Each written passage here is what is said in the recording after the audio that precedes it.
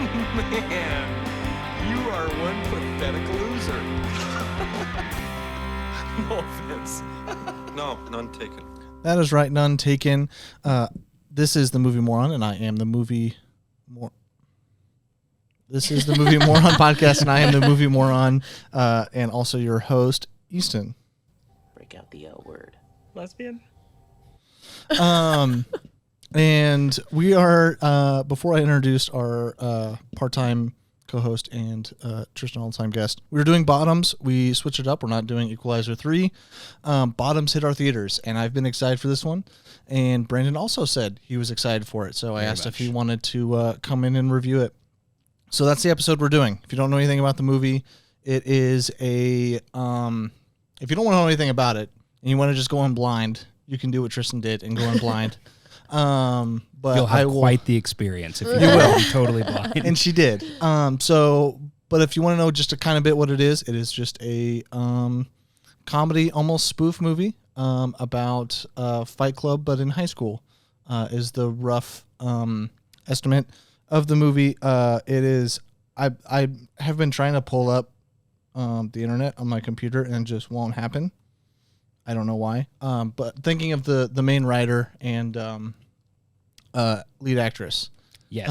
I can't think of her name. Emma Seligman is the writer-director, and then Rachel Sennott, I think. That's who I was going for. Is how you say it. Co-writer and star. They are a dynamic duo. Yes. So that is who... Rachel Sennott is who... Or Sennott. Was who I meant to say. If you know anything about her, this movie's kind of her bread and butter. Mm-hmm. Like she made it happen. So okay. With us is our part-time co-host Brandon.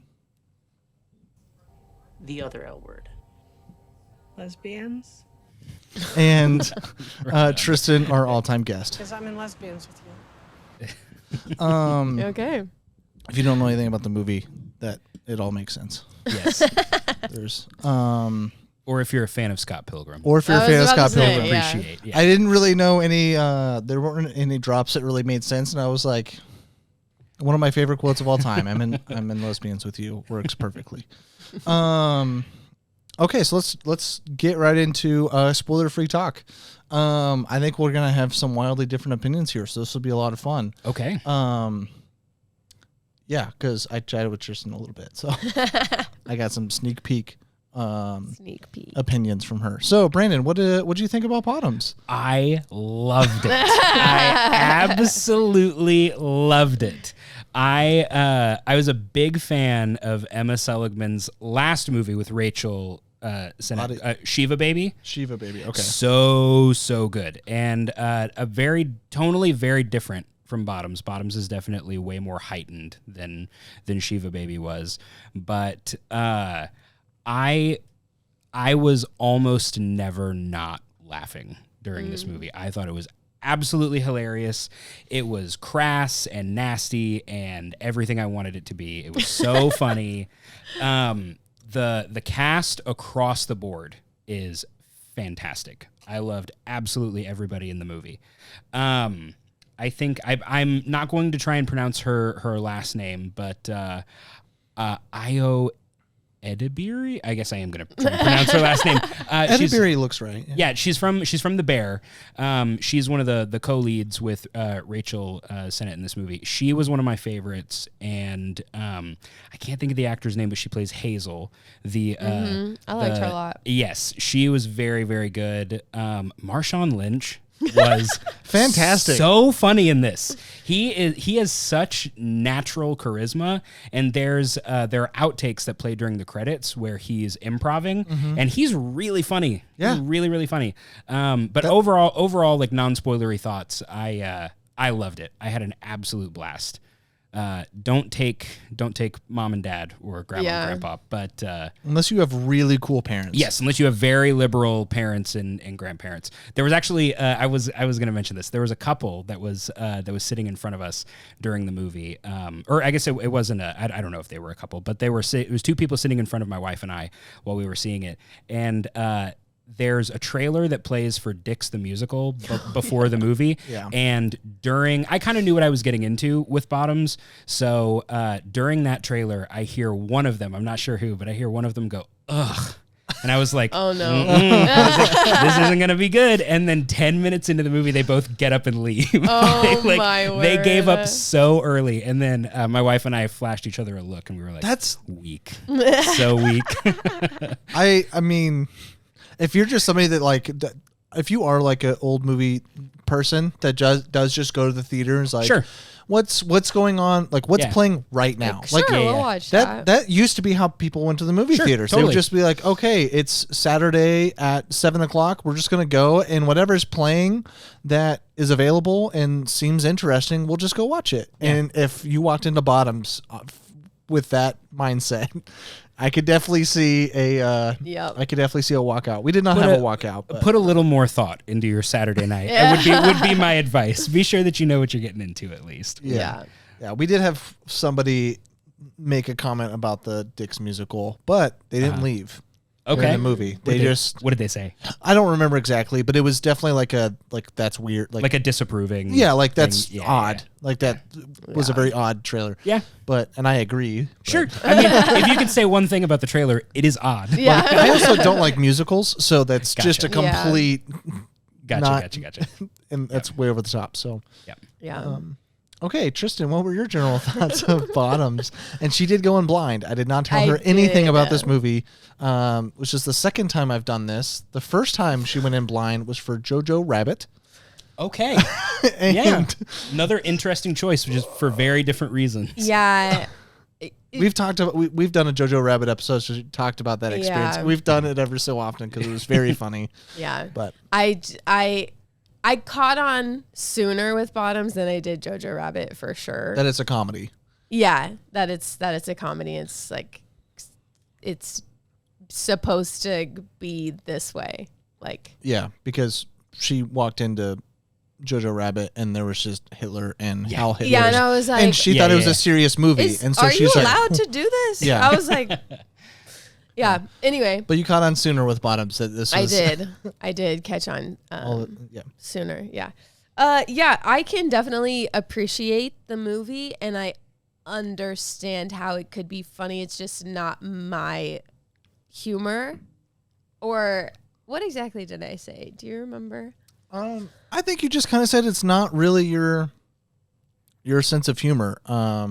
Like everybody kind of has, like, you could see how people might find it funny. Yeah. But it's just not really your type of extra type of humor. Yeah. Like, you're more dry with your comedy with Yeah, Napoleon That's Dynamite true. and That's very true. and Nacho Libre and something, where this is like very over the top, stupid, bombastic type of Yeah. set comedic Sure. scenes, and that's just doesn't really seem to be your Yeah. style. Yes. But you Yes, laughed not every my once in a style. while. Yeah. And it's also a bombardment of that comedy style. Yeah. Like it Yeah. doesn't let up. Wall to wall jokes. Yeah, Yeah. it doesn't let up, and so every once in a while you would laugh, but Yeah. like it was just getting like It's beat not over that the I- head with that Yeah. style. It's not that I didn't think it was funny, because like you said, I did laugh. I did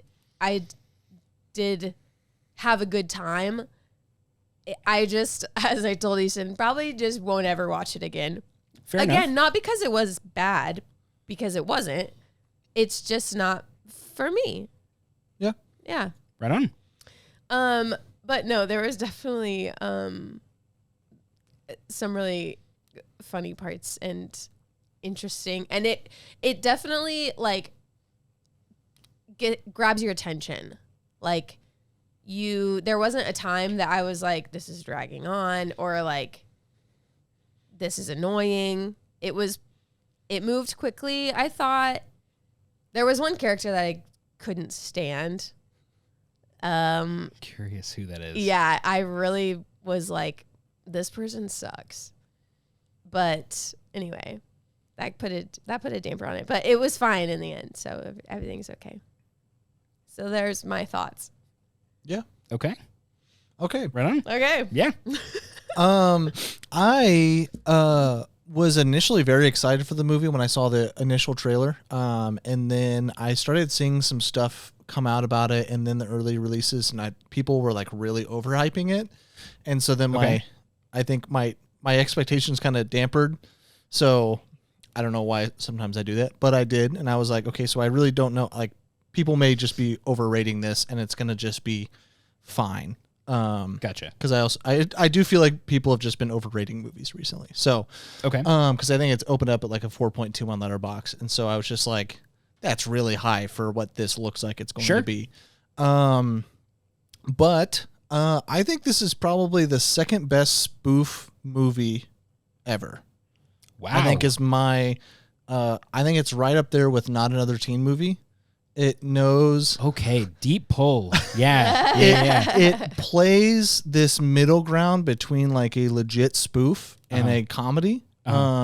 If you don't know what a spoof movie it is, it's like Meet the Spartans or Scary Movie. I think of like Airplane, or, Top Secret, like the Zucker Brothers stuff, like the early Scary Movie and Naked Gun. All of those are spoof movies. It's supposed to be an over-exaggeration of a previous movie. They're taking a movie, they're taking a trope, and they just make a goof out of it. And this teeters that line, but it's still like it kind of teeters that spoof to legit comedy like Napoleon Dynamite or Hot Rod and, School of Rock and stuff like that. Sure. So it kind of is like a mixture of those two, which I also think Not Another Teen Movie is more of a spoof than this one is. But anyways, I feel like this is probably the second best. I think those two were like on a tier of their own out of all the spoof movies I've seen, which I've seen too many of them. So yeah, that's the initial thing. Because I did find a lot of it to be really funny, and every time there's a lot of stuff that's a lot, like it's very over the top. Sure. And its delivery, and just how absolutely ridiculous it is. I think that's the biggest problem. If you can't deal with just unrealistic, stupid shit, then like you're gonna get a little annoyed. Sure.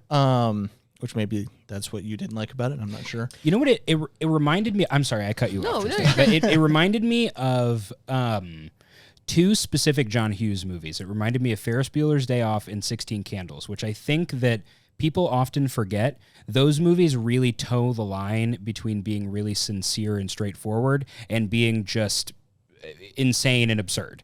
I mean, I think the vast majority of Ferris Bueller's Day Off, while it is very sincere, is also really winking at the audience, and a lot of there's a lot of really obvious sight gags and montages that are silly and ridiculous. And this movie reminded me a lot of that, but it's just from a perspective that we've not seen before, or that I don't know if this perspective was even part of the conversation prior to now.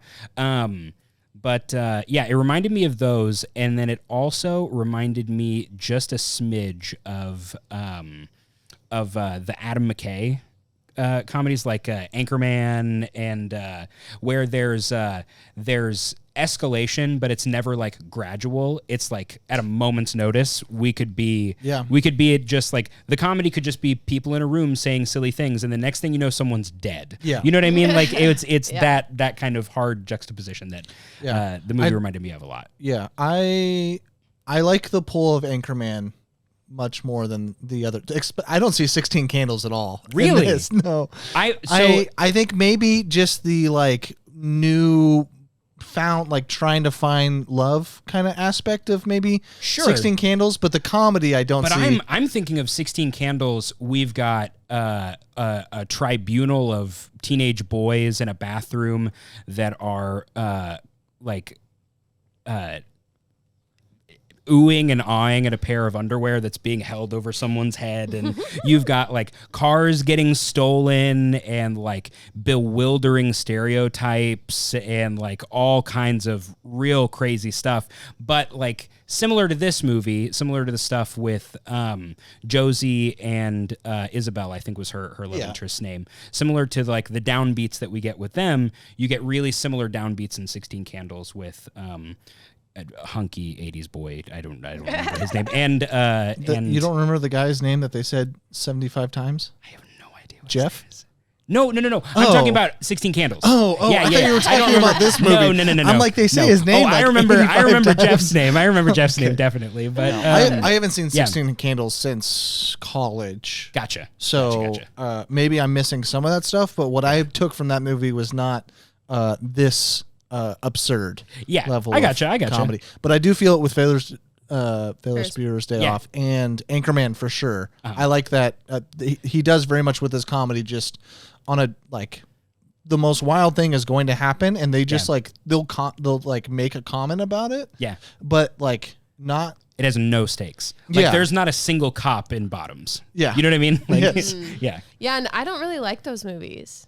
I don't like Ferris Bueller's Day Off, and I don't really like Anchorman. Yeah, don't like Talladega Nights. I think you're onto something of like that. I love Nacho Libre and Napoleon Dynamite. I think I like Nacho Libre is also absurd, but in a different way. But it's different way. It's more like they're more awkward funny than like over the top funny.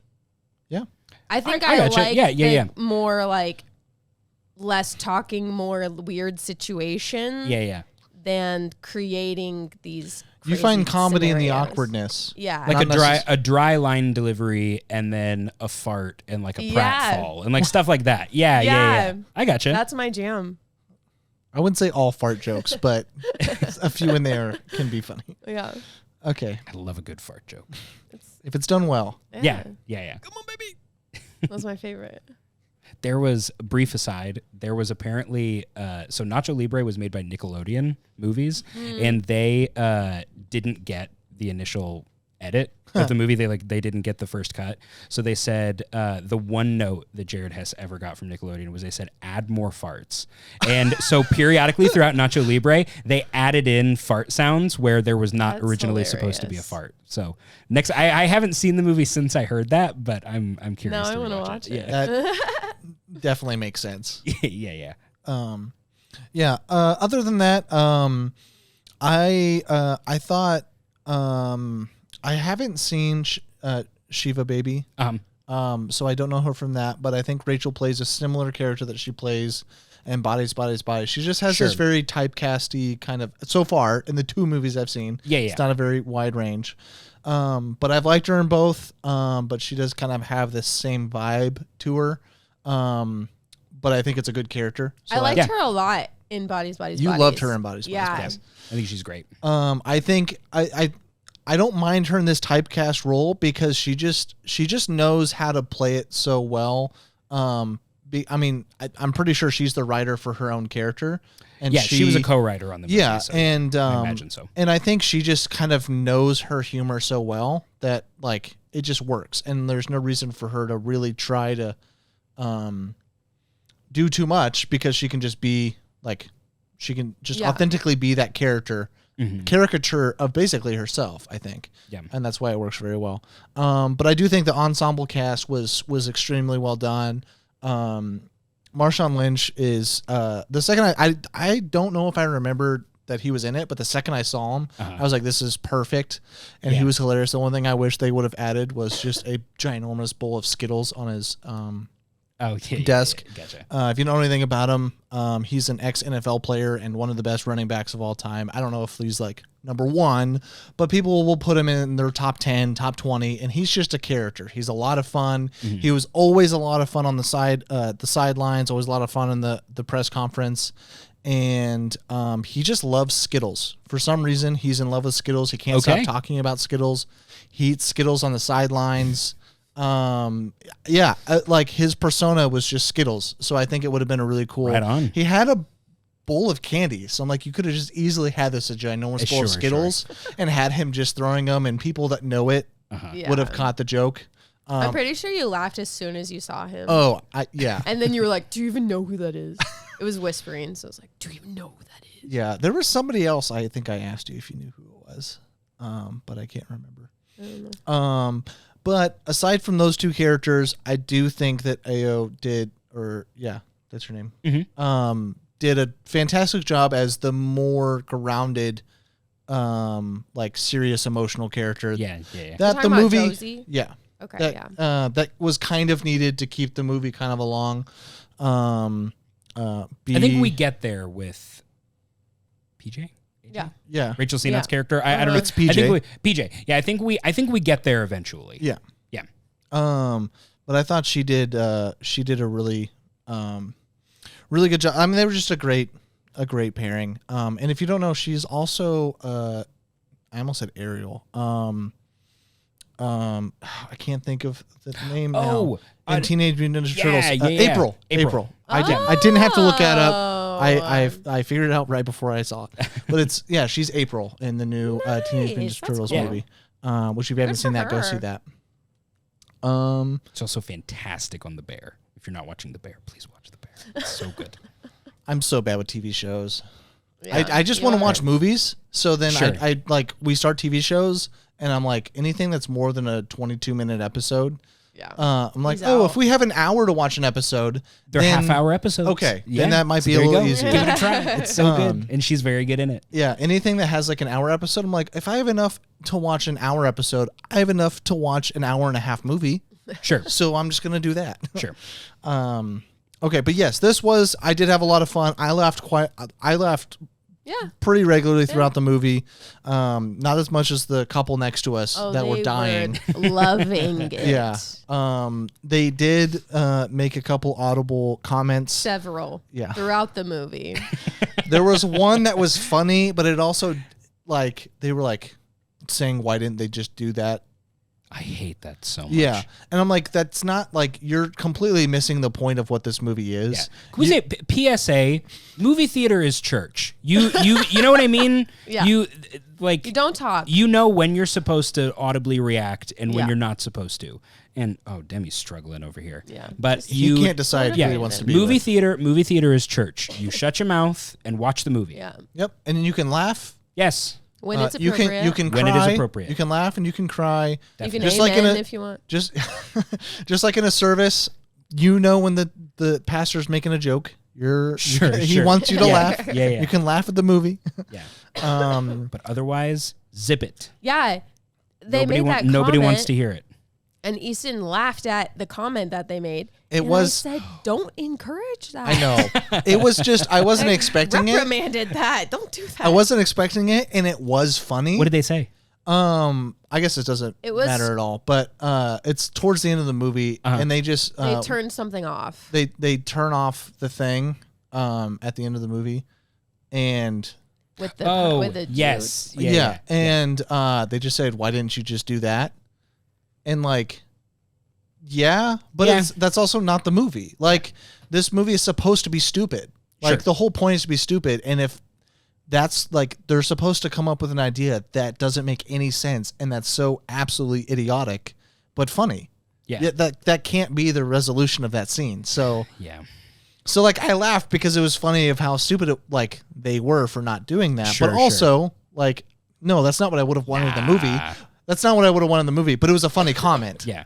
So that's why I laughed, and I was like, yeah, I shouldn't have laughed, but it was just funny to hear it in the... I mean, but a logic gap at that point, you're so deep into the movie Yes. that a break in real world logic is what's going to do it for Yeah. you. no, and they were the Yeah. couple that were laughing the entire movie, so they were obviously Okay. in. Yeah. Fair enough. They fair just, I guess that, That just got him thinking, I Yeah. guess. enough. Right on. yeah. So yeah, I guess I don't have too much else here because it's a pretty. I mean, Yeah. there's not a whole lot to say. It's a spoof comedy about a bunch of lesbians. So I mean, Sure. I one of the things that I did think about when I left the movie is that I saw that the movie had a 95% on Rotten Tomatoes and that people are I think that what people often misinterpret with the Rotten Tomatoes number is people look at that and they go, oh, everybody thinks that it's a perfect 10 out of 10 movie, which is not the case. It just means 95% of people who reviewed it liked it. Yes, That's yes. it. And I saw all of these. I did a dumb and I went into the comments of the article and I saw all these people talking about how, everything's got to be woke now and everybody's just praising it because it's made by, and this is before the movie had even come out. And all these people are like, oh, well, you have to praise it because it was made by a woman and da da da da da. And I just can't I can't entertain that kind of stupidity because I'm like, or it's just good, Yeah. or people just like it. And I think that haters will say the movie is misandrist, which I think is absurd. I think that, and I've read this critique a lot, is that people are saying that the movie hates men, and it's the same criticisms that people have been leveling at Barbie. And which one of you think that Barbie is misandrist? We did not see the same movie. That movie has so much empathy for men. But anyway, with Bottoms, I look at this movie as being a reversal of what we've been seeing women deal with in comedies for decades. Like, there was a whole trend of comedies in the 80s where the entire gimmick was high school boys just desperate to see girls naked. You know what I mean? And like, that's the 80s sex comedies, and like, women were just kind of sideline objects in that movie until like the third act, when they realized that they loved one and now they have value again. You know what I mean? Like it's that kind of thing. And I think this that movie is the same joke. It's just that a female's basically, pursuing it. Yeah. Exactly. It's a similar thing, but the difference is that I think in this particular case, fellas, we can take this one on the chin and accept it in the spirit that it was intended.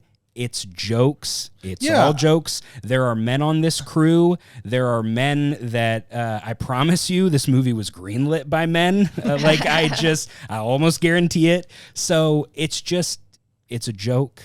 Relax. Yeah. Everything's fine. All is still right with the world. We still have all the money and property. So I think we can, you know what I mean? We can deal with being made fun of at the very least. Yeah, well, I mean, that's just like... Not to say that I'm pro men having all the money and property, just to be clear. No, I think you were very clear that's exactly what you want. Oh, yeah. We can be the butt of the joke as long as we keep the money and the property. As long as we keep the money and then property. Then we can take the jokes, but the second you take a little property, nope. No more jokes. No. Males are dominant. She finally said it. I'm going to cry. If you don't get that, it's an inside joke. But Anyway. No, I like... Comedy is like... There are always people that are going to be a quote unquote target or the butt of a joke or whatever. That's the point of comedy. If you can't take, I mean, it is very ironic that the side that says, snowflake or you can't take a joke or whatever, and then the second there's a man joke, they, go crazy. It's just, it's taking a hyperbolic version of a man and making it into a joke. That's exactly what you would do for any other type. When you make a woman joke, if you make a... Yeah, and can I say that the fragility that men are showing in like this movie existing is proving their point? like the second that we're criticized, all these men go...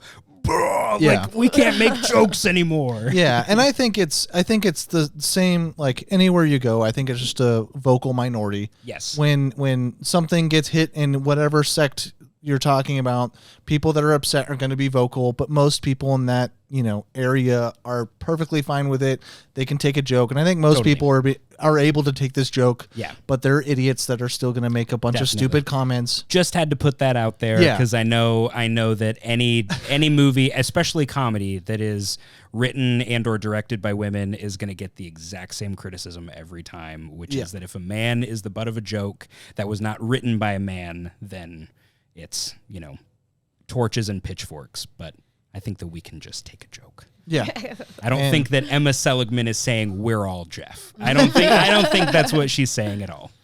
And it doesn't even like, yeah. Okay. Yeah. We can get into that later, but no, I totally agree. The men in this movie or most of the men, the teenagers, they're supposed to be stupid teenagers. I mean, just take it as that. And they're a hyperbolic version of it. My favorite exchange of the whole movie is actually it's Josie and Jeff, and it's when Jeff is blocking the car early on in the movie. And I know we're not explicitly in spoiler territory, but we're getting right there, so it's okay. But it's Jeff is blocking the car, and he goes, Josie says something to him, and he goes, "Shut up, overalls! You're ugly." And she goes, "I may be ugly, but these are not overalls." Yeah. I don't know. Yeah. Yeah. No, a lot of these that didn't jokes really land. connect with anything. I just thought of that earlier, and it really made me laugh. Yeah. Okay. On that note, I think we're going to do recommendations real quick, and then we will do a get into spoilers. So, do we recommend watching this movie? And that means in theaters, streaming, buy it when it comes out, rent it on Redbox if you're 95, whatever. I would say yes. I recommend it. Vote with your dollars. If you want to see more stuff like this, go to the theater. Tell Hollywood, tell the studios, tell whoever that this is what you want to see more of. I don't think I do. Maybe You don't have to for preface it too much. Yeah, that's okay. I know. I'm just gonna say for like a very specific person, I would, but in my general life, I would not recommend it. You don't recommend it because you hate women. We get it. Yeah. No, yeah. No, I actually do. Yeah, I do recommend it, but I do think it's a very I think it's much more for a niche audience. Yeah. However, I do very much agree with the Brandon aspect. If you are into comedies, I think you should give it a shot because you very much might like it. Yeah. You might be on the Tristen train where It's it doesn't. very R though, just for Yes. Yes. parents. There's blood, guts, people. and cursing, but there is no nudity. I was expecting nudity, but there wasn't. So there's the one, I guess, green. Sure.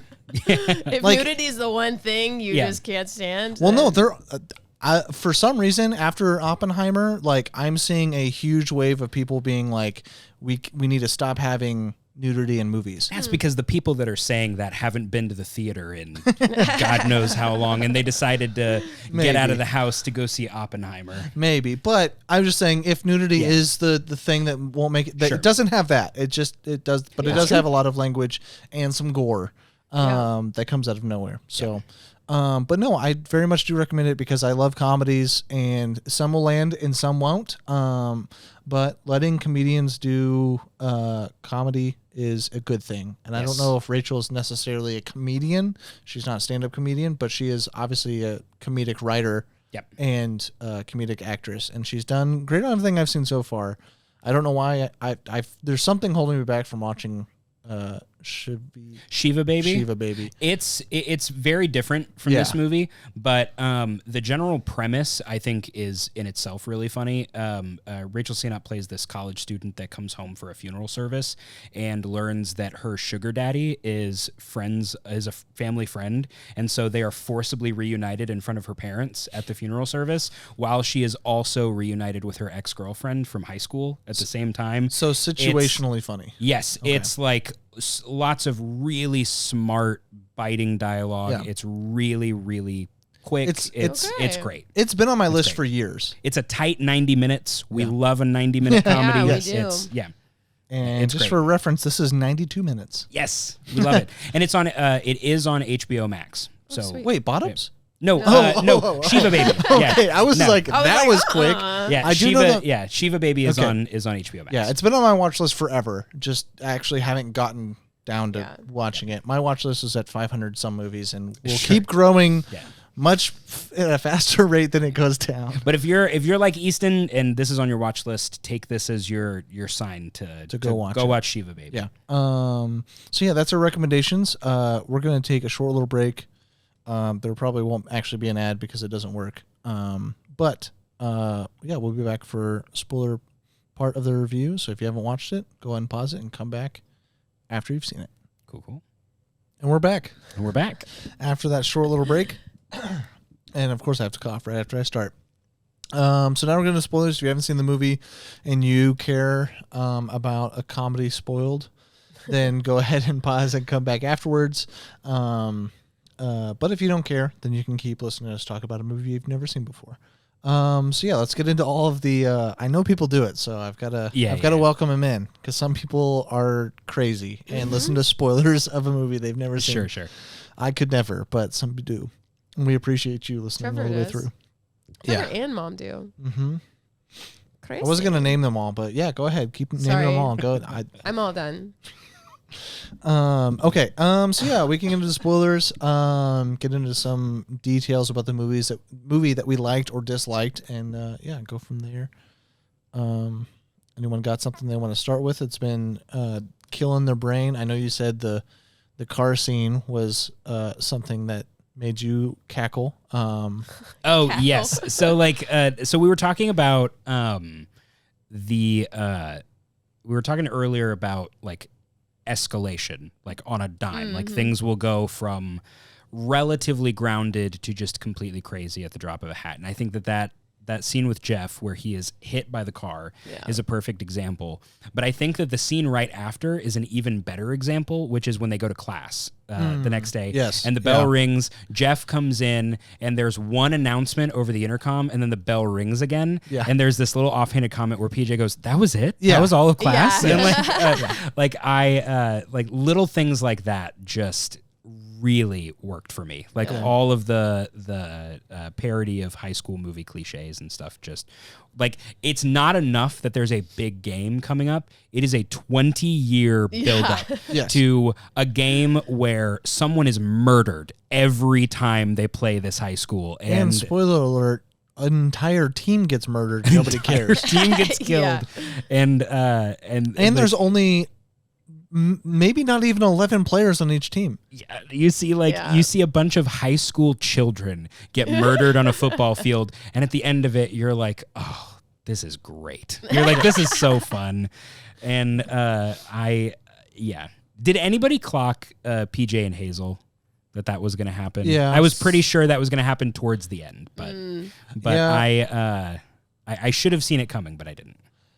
See, The whole time I'm like, she's a lesbian too. I was like, I don't understand why they're. First of all, okay, the character I couldn't understand was PJ. Really? Yeah. No. I literally could not stand her. no, but I mean, you're not supposed to like her. For a majority of the film, she's supposed to be an asshole. Like, she's supposed to be the asshole dude, like, comparatively. Sure, the sure. asshole dude that just wants some pussy and is doing whatever to get it and, like, is being a dick in order to get it. But, like, so I also, like, don't like her, but I find her funny. Maybe I was won over by her myriad of wonderful outfits, but I like She the did. fits in this movie are exceptional. They by the are, way. they are. The costuming was amazing. Yeah. But my Annie, my wife, leaned over to me at one point and she said, "Do we dress like high school lesbians?" And I said, "I think so." But Easton said that to me today. She, right now, is still currently dressed up like the braces lesbian in this movie. but like I actually don't know if she was lesbian. I thought PJ was like a disarming asshole. I thought that she was charming. I could not stand her because I related a little bit to Josie and Yeah. like, And she was kind of being a dick to her. yeah, like bullying her Sure. into doing everything. And I was like, quit being her friend. I was like, why are you still friends with her? She's horrible. It Yeah. made me not like her There was, at all. I know this, like, it's a spoof movie, so, like, it's all, stupid. But I did find it really funny that the whole premise of this movie is the fact that they're two lesbians that just want to get laid for the first time. Uh-huh. And, like, the general movie is that a bunch of straight guys are trying to get laid. The first part of the movie I couldn't get over with, like, if you want to get laid so bad, like, you're best friends. Like, you could end this at any moment. Yeah. I didn't Sure, think about but I that. mean, yeah, they're not into each other though, and I get that. But they just talked about, like, just getting laid in general. Like, they just Sure. really, like, and if it was dudes in high school, if they were gay and they really want to get laid, they would just, and I think that's guy brain compared to girl Maybe brain. so. Yeah. Maybe so. Yeah.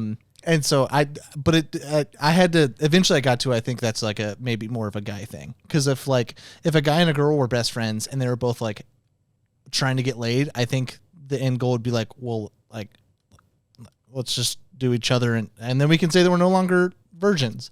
Cause the whole thing was Sure. like they want to not be cool, or it's It is- uncool to be a virgin or a virgin lesbian. It is interesting the amount of times, now that you're talking about this, it is interesting the amount of times in high school movies couples will wind up together purely out of like geographical convenience. Yeah. Like they're just the two people that are both heterosexual and near each other or know each other, and then that's a reason enough for them to be together. I mean, when you're high school and horny, I mean, I guess, yeah. There's also, so we've been talking a lot about spoof movies, and I think that one area where this like differs ever so slightly is that I think in spoof movies primarily narrative and character just kind of take a back seat, and like whatever happens. This is a movie that, in addition to being absurd and crazy and over the top, also has moments of very real like intimacy that genuinely like warmed my heart, like and broke it at one point when PJ makes her move on the one cheerleader Oh, yeah. who I thought you were referring to when you said the character that you couldn't stand. No. I thought that she was okay, but she makes her move during their like little study break, and she just like how gentle she let her down and said that I'm straight. This isn't something that I'm interested in. I think my hand like went to my heart and I was like, oh no, like, oh PJ, no, like this poor kid. Yeah. I really liked her character. Brittany. Yeah. No, I actually really liked Brittany because I just found her really funny. Like, because there were a couple times early on where I think when she says like I'm just like a copy of her. Like, I was just I thought that was laughed hard at that. And she's like, I have no agency. I go where she goes. Yeah, like that and kind of thing. it like those are the spoof things. Like that's an obvious high school trope thing that like the girls all have their group and there's just one that just follows the other one. Sure. And I also found it funny that they were swapped. I think in like a normal. More normal high school movie. Oh, sure. It would be like the statuesque cheerleader. Yeah. Brittany That's would have been the one yeah, that's like the girl, because she's her tall, own skinny, business. beautiful. Sure. Her parents are rich. She Yeah. has her own business. She would be the pop chick. And then Gotcha. she says later in a Fight Club therapy session that she's also driven and whatever. Yeah. I have a jewelry business. No one asks me about that. So I think it's funny that those are swapped. Not that I disliked what's her name? Isabel or Isabella? Yeah. Or, yeah. But I think it was like a obvious choice to have them switch to be a joke. No, I didn't I think gotcha. about that, but that makes sense. Yeah, I guess I didn't think about that yeah. either. So I think it's more of that's why I said it kind of teeters that line of a spoof in a normal comedy, because it does, like, a normal comedy usually has some heartfelt moments. To kind of draw the person, it draws the audience into care about the characters that are making the jokes as well. Sure. And spoof movies, they don't care about the emotional ties at all. It's just all just an over the top joke, and that's why it kind of teeters that line. But I still think it leans a little bit more on the spoof side. But they do a good job of. You know what a good tonal comparison that could not be more thematically different is Step Brothers. This like Step Brothers is a movie where the characters are mostly pretty grounded, but there's lots of insane things going on, and then there is this deep, resonant, emotional ending that is Will Ferrell singing an opera solo at a helicopter leasing event in Napa Valley. Like, that's our big emotional crescendo, which is just absurd and ridiculous. But Do you think it's more Step Brothers or Other Guys, where you legitimately have I cops think that- jumping off of buildings and killing themselves, and nobody? Really, I think that Other Guys plays it a little too straight at times and both are Adam McKay, like both are the same. They are the same guy. So like it's it's apples and oranges, I guess. That's what I was about to say, But like but yeah, I think that. No, I feel like I've just been talking so much about movies that this one isn't, but is kind of like. Well, and I think this is unique. I was about to say that too. Yeah, I think that like the reason why we're having a hard time doing a real comp is because it's unique in its way of being spoof level ridiculousness while also having a more linear and character driven narrative than a lot of spoof movies do. Yeah. So it's kind of in a category of its own. Yeah. And that's nice. Mm-hmm. Yeah. And the only reason why I put it in like a not another teen movie is because that has a little bit of that emotional stuff with Chris Evans. Yeah. Yeah. There's how many people were in your guys' theater? I'm Dude, curious. not a lot. I Not think a there lot. were Probably maybe like 8. I was about to say 8. I was going to say 10. So yeah, it's probably somewhere around. There was were- maybe 4 or 5 other people in our theater, which kind of bums me out. Like I want so badly for I know that as great of word of mouth as this one is getting, and as much as the internet and pop culture at large are really into Rachel Sennott right now, and she's basically hitched her wagon to Emma Seligman, the director. They're a total creative partnership. So I know that one success will ultimately lead to success for the other. I certainly hope. But I really don't want this to be another Booksmart where people just like where thankfully that one got such good word of mouth that, you know, it's kind of become the kind of gold standard for contemporary high school movies. But I really don't want this one to just come and go out of theaters and no one I feel see like it. Booksmart got a little bit more marketing than this did, though. Yeah. Yeah, that's fair. Yeah. Bottom, this movie didn't really get anything, think I have and seen- it didn't even really get like it didn't even. I don't even know if it really got like an official wide release. It just kind of happened.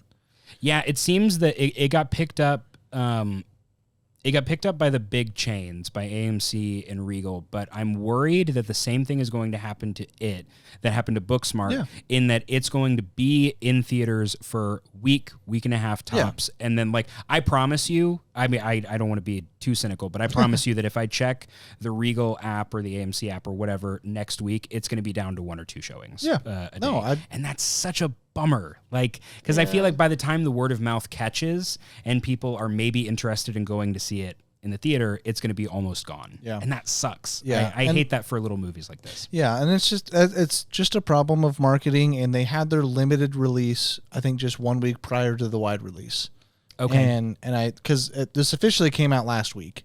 But it wasn't in our theaters, and it was just a limited, and I didn't think it was going to hit our theaters at all, and out of nowhere it just had a wide release, which was, and it got posted and was marketed, hey, wide release is September 1st, I think, or maybe October 31st, whatever. Those 2 days. And so that's why I switched up the movies real quick, because I was like, I'd much rather watch this than everybody should Equalizer go 3.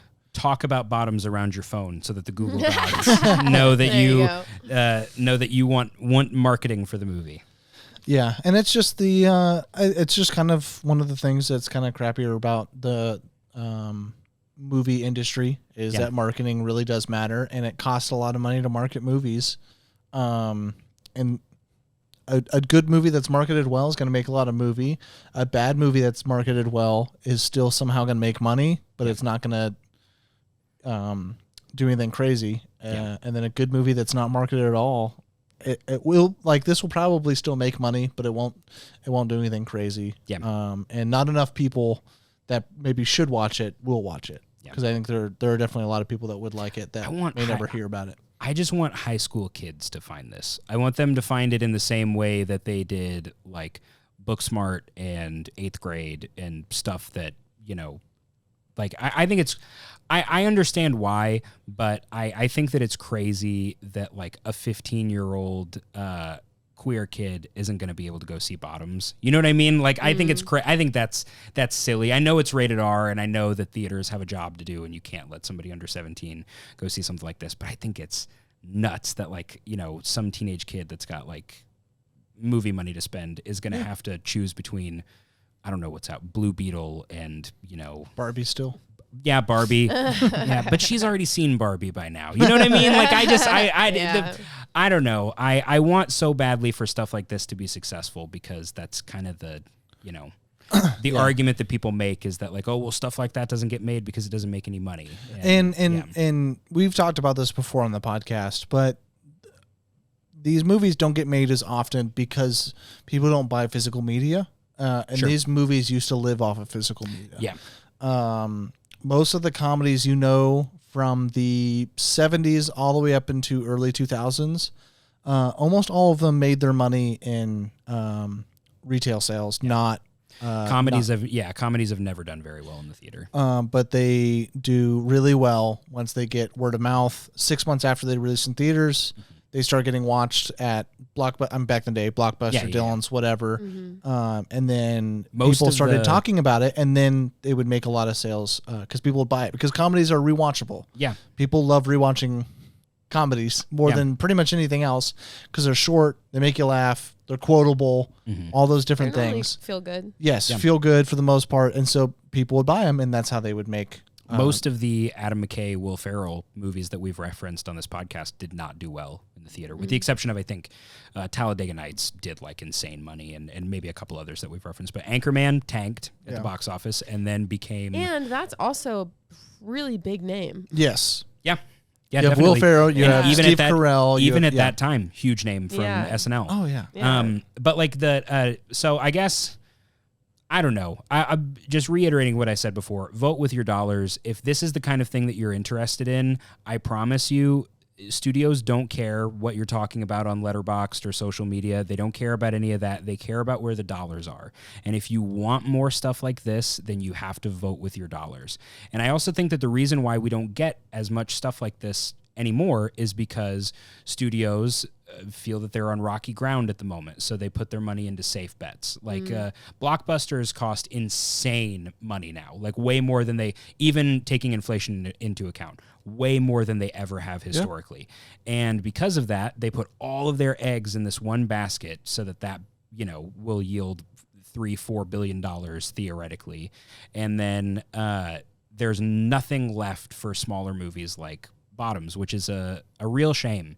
Because if audiences, I think, get more stuff like this more regularly in the theater, I think these things will start to make more money. Yeah. And we should probably move on pretty soon, but I think it's a lot of the studios are putting a risk making these smaller movies, and there's not a big payout. Yeah. You have a risk of losing money on a small movie, in the possible payout of this risk is a small amount of money. Sure. Whereas if you put the risk in a $300-400 million movie and you market it crazy, it'll probably, like, you may lose money, but your reward is much higher. So they're willing to do that higher risk to reward. I think the craziest part about that, though, is that if you look at the landscape of blockbusters that came out this year, Indiana Jones 5, Mission Impossible 7, great as it is. What else? That was just bad timing. Fast X, like all of these big blockbusters that came out this year lost hundreds of millions of dollars. Well, I don't think Fast X made money, and did Fast X has not turned a profit. Really? It made almost $800 million worldwide. But it was a $400 million production almost, all told at the end of the day, and you have to take at least 1.5 times that number into account for global marketing, which a movie like Fast X is definitely going to do. And but that's my point, is that it's crazy that movie cost almost $400 million. Yeah. And I think that if, mid-budget movies should come, and we will move on in a sec, I'm sorry, but mid-budget movies definitely need to come back, because I think that audiences are hungry for something different, and I think that everybody is blaming the absence of big crowds at the theater on people just want to watch things streaming, people want to watch stuff on their phones or whatever it is. I think that event movies like Barbie and Oppenheimer are proof positive that is not always the case, and that if you put enough money into marketing something, people will be interested in seeing it. And I think that the model of something like Blumhouse, where they spend very little on a film, and then whatever they would have spent otherwise budgetarily, they allocate to marketing. Yeah. And then they just market it like crazy. And then that's how movies that, in Blumhouse's case, a lot of which probably aren't very good, still, yield a profit. And some are. Yeah, and some are great. They've made a lot of good ones. Some are definitely great. I just think that Jason Blum should teach a master class or something on how to market small budget movies. Yeah. And anyway, I will get off my soapbox because I'm sure that the vast majority of listeners have stopped listening by now. But I believe in movies like Bottoms, and I want to see them be successful. Yeah. So I guess do we have any closing thoughts on some spoiler stuff for this movie? Like I said, it's a comedy movie, so there's not really a lot of spoiler stuff. I created a very dour podcast for a very funny and lighthearted movie. Yes, that's okay. Yeah, I hadn't gotten into specifics because I didn't want to quote unquote spoil anything. I think just how absolutely ridiculous the whole idea of this football team is. Yeah. I think it's what makes it. It gets you in the tone really fast that nothing is really serious in this film. Everything's over the top and everything's going to be dumb. Because it's not the main character, but it's the main focus. Everything's kind of run through this idea of the football team, and the whole football team is just so absolutely ridiculously stupid and not real. from the fact that they wear their uniforms 24/7 Yeah, and pads. in pads and everything. You know what's funny? That didn't even occur to me What? until you mentioned that right That's now. so funny. I was just so like I Yeah. had just become so used to that silhouette on them that Yeah. it didn't even occur to me that like they're in their pads and It stuff didn't occur to me 24/7. until like halfway through the movie. I think the sidekick guy, I don't know his name. Tim. Okay. Yeah. He was like walking away and he was trying to put his backpack on over his pads. And I was like, that's not, no, you're not supposed to be wearing that. Yeah. So yeah, just that aspect. The fact that their numbers were 01, 02, 03 Yeah. isn't real. And I mean, maybe it's just because I watch a lot of football. But They I have, was like, they have their first name on the Yeah. on the back of their jerseys. yeah. The cage that was Yeah. always there. Yeah. For some reason. With someone always in it. Yeah, and then of course the fact that he gets touched by a car and is immediately injured, and he's supposed to be a football player. Yeah. And take violent hits from people, but I guess he's never played a game. And then he's like walking with his crutches. At one point at practice, with the crutches, he's like Yeah. walking like a stilt walker. Yeah. At one point at practice, I was always watching them in the background of the practice. so I was funny. At one point at practice, he's holding 2 footballs and he spikes them both. Yeah. So everyone on the football team is absolutely so stupid. So, Yeah. like I said, I was watching the practices, like I was listening to the girls talk, but they always had the guys in the background practicing, and Yeah. so I was watching to see how stupid they would make it. And yeah, everybody sucked at football except for Jeff. They actually did make Jeff good at football. In the background, which I thought was really funny. That's funny. Yeah.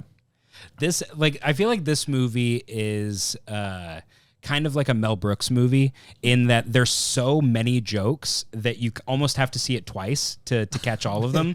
I think Tristan won't see it twice, but Yeah. Like Roger Ebert said this about Blazing Saddles, where he said that you always miss jokes in Mel Brooks movies because there are 2 laughs. You laugh at the joke and then you laugh at yourself for laughing at it, and in that second laugh, you missed another joke. Yeah. So he said they have great rewatch value for that reason.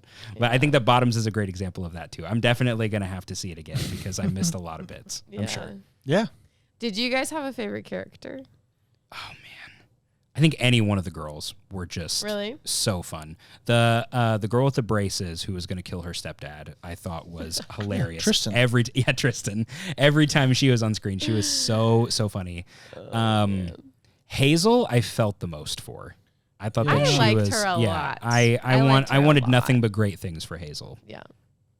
I liked the girl the Republican girl. You know what I'm talking about? Oh. Yeah. I thought she was funny. Yeah, she was They're great. like, but you're the smartest one here. And she's like, I know, I am. Yeah. I don't know. I will probably have to go with the off pick of Marshawn Lynch. He was fantastic. Yeah, he was great. And just him in that first Fight Club scene Yeah. was just gold because I wasn't expecting it. I was expecting him just to sit back and watch them fight each other and have like no problem. And he was like, "This is He was I like, can't." Yeah. And I also found it really, really funny that he had no problem with the girl you like. Yeah. I don't have her name pulled up. Beating up PJ, but anytime PJ beat her up, he stepped in. Yeah. She's like, oh, my back. He's like, no. Yeah. He's reading the Divorced and Happy magazine at one point when they come to pitch him the club. Yeah, the nudie mag. Yeah. And just all of that. I thought he was every line of his was funny, especially when that last scene, not last scene, but one of the last scenes where it all gets found out, and they're all like, the worst thing about these 2 characters are the fact that they didn't go to juvie. That's the horrible thing. Yeah. And he's chatting with them, and goes off on his divorce and stuff. Yeah. And there's a quote from his going around of people laughing at where I can't remember exactly what it is, but he talks about the girls not knowing like basically how to please a woman yet. Oh, yeah. And they're like, I don't think you should be telling us these things. Yeah. I don't think you, as a teacher, Teacher. it's appropriate for you to tell us or to talk to us like this. Yes, Yeah. and the funniest thing I found about that whole scene is everything that they've done before that Yeah. is fine. Yeah. But that Yeah. that drew the line for him. But no, yeah, every time he was on screen, he was great. So he's probably my quote unquote favorite character. But I love the whole ensemble Yeah. cast. They were fantastic. The main two were great. I liked Brittany and Isabel quite a bit. And I like they all like it was just a great ensemble cast of people, and they all knew exactly what they were doing. Yes. Isabel and Brittany were both like the most quote unquote realistic, but even they Sure. broke their characters. I thought Isabel going back to Jeff was a funny little bit. Yeah. The movie has, if nothing else, complete and total commitment to its tone. Like the movie knows what its goal is, and there's no deviation from that, which I love. It's almost like I think of movies like this as being almost critic proof. Like, Yeah. how are you going to critique a movie that has ambitions so silly? You know what I mean? Like it's great. Yeah. Yeah, these are definitely. It's definitely a movie that's hard to rate.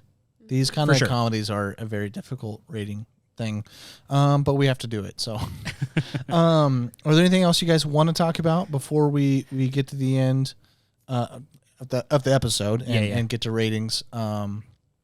If any of you were curious, the quote or the line that was said when she turned off the pineapple juice to the fields, she just shuts off the hose line and then it stops, and the person said, well, why didn't you just do that when they went and murdered everybody instead of turning Why off the didn't you do pineapple? that in the first place Yeah. or sooner or something Sure. like that? Didn't even occur to me. Wasn't where my head was at. Yeah.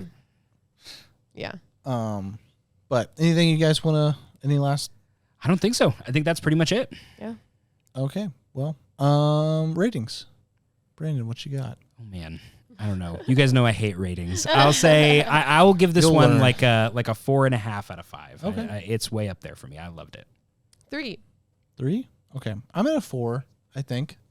Yeah, I was teetering behind a 3.5 and a 4. I'm a little harsher on comedies when it comes to ratings. I like them, but I'm harsher rating wise. Gotcha. So yeah, well, we got 4.5, 3 and a 4. Thank you guys so much for listening. We will be back next week with, I can't remember what, but we'll have a new episode out next Monday. And make sure to go listen to our past episodes, which has Gran Turismo and Austin's on it. If you're into racing at all, he knows it all. So he gave us some real he gave us the real information about the story. So you can learn a little bit about the real story as you watch and possibly cry about the story that you watch on film. So, all right. Bye, guys. Yeah. Bye-bye. Hey, moron! You talking to me? I'm sorry. You talking to me?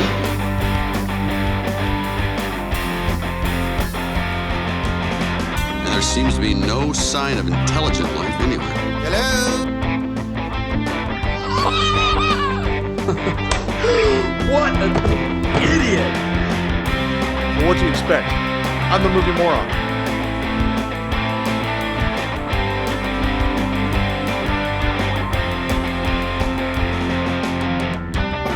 What you just said is one of the most insanely idiotic things I have ever heard. Don't call me stupid. Oh, right! To call you stupid would be an insult to stupid people! I've known sheep that could outwit you. Yeah, well, you know, that's just like your opinion, man.